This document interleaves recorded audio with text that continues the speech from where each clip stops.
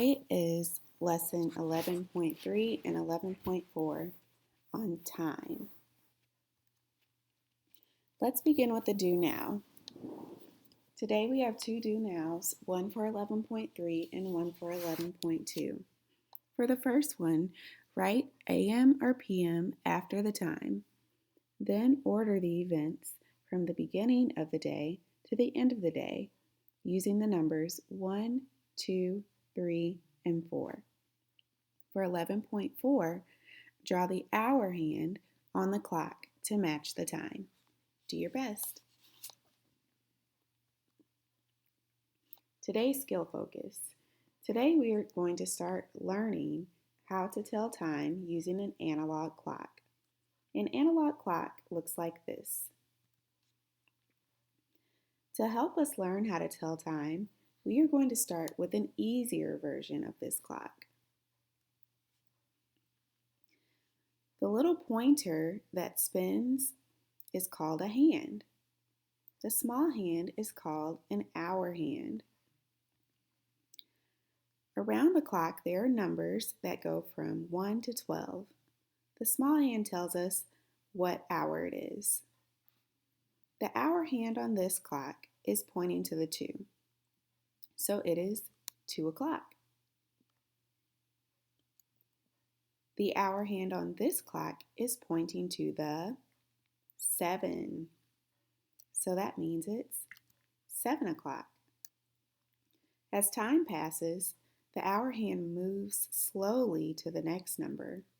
It takes 60 minutes or 1 hour for the hand to move from one number to the next. The hour does not change until the hour hand is exactly pointing to the next number.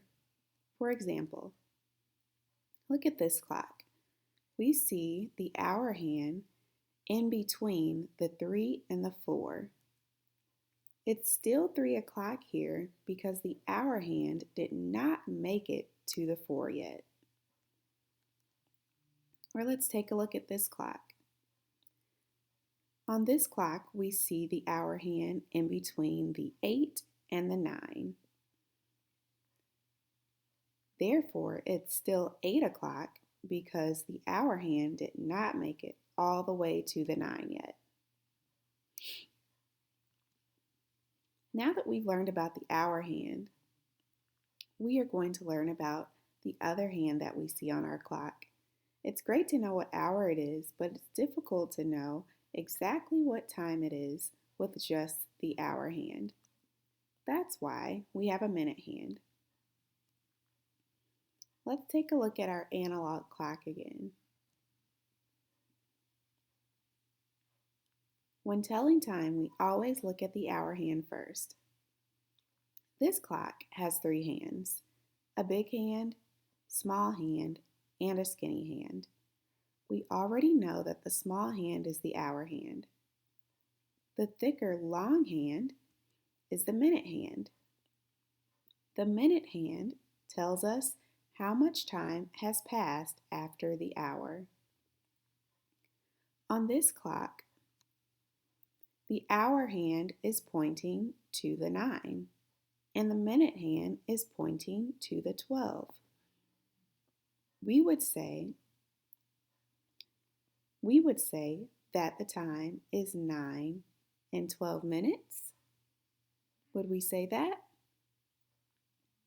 No. Some of you might want to say yes, but that is not correct. When the minute hand is on the 12, that means there are 0 minutes. The time would be 9 o'clock. This is how we would write 9 o'clock digitally.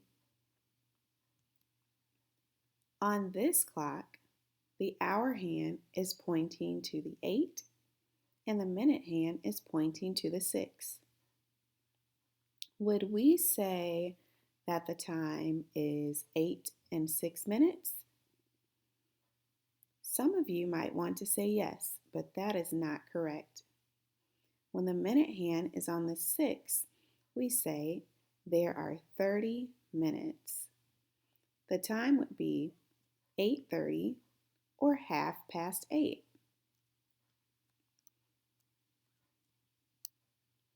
Let's practice some more. I'm going to show you a clock and I want to see if you can tell me what time is on that clock. Let's take a look at this clock. We see the hour hand is in between the 9 and the 10, and we see the minute hand is pointing to the 6. What time is it? It's 9:30. It's 9:30 because the hour hand is not quite on the 10 yet, and the minute hand is pointing to the 6, which always means 30. How about this clock? We see the hour hand pointing to the 9, and we see the minute hand pointing to the 12. You guessed it, it's 9 o'clock. How about this one? We see the hour hand in between the 2 and the 3, and the minute hand pointing to the 6. This clock reads 2:30 because the hour hand is not quite on the 3 yet, and we see the minute hand pointing to the 6, which always means 30 minutes. Try this one. We see the hour hand pointing to the 10, and we see the minute hand pointing to the 12. You got it, second grade, it's 10 o'clock. We know it's 10 o'clock because we see that hour hand exactly pointing to the 10, and the minute hand is on the 12, which means 0 minutes. Great work. Now it's your turn to try. Print or copy these sheets of paper and complete them. Once completed, upload a picture to Portfolio on Class Dojo. Do your best, second grade. Happy learning.